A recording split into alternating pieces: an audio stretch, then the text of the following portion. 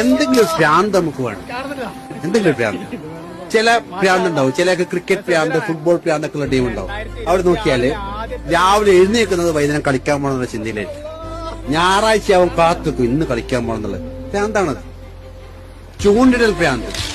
വീട്ടിലേക്കുള്ള കറിക്ക് വാങ്ങിയ ചെമ്മീനെടുത്ത് ചൂണ്ടിയിട്ടിട്ട് അത് മുഴുവൻ മീനിന് കൊടുത്തിട്ട് വേറെ മീൻ വാങ്ങി ചെങ്ങായി വീട്ടിലോട്ട് പോകും.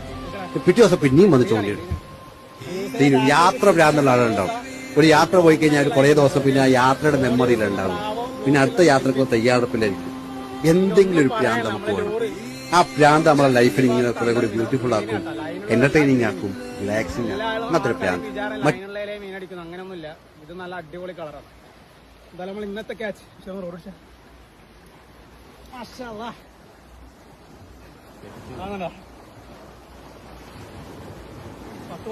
എന്തായാലും ഉണ്ടാവും.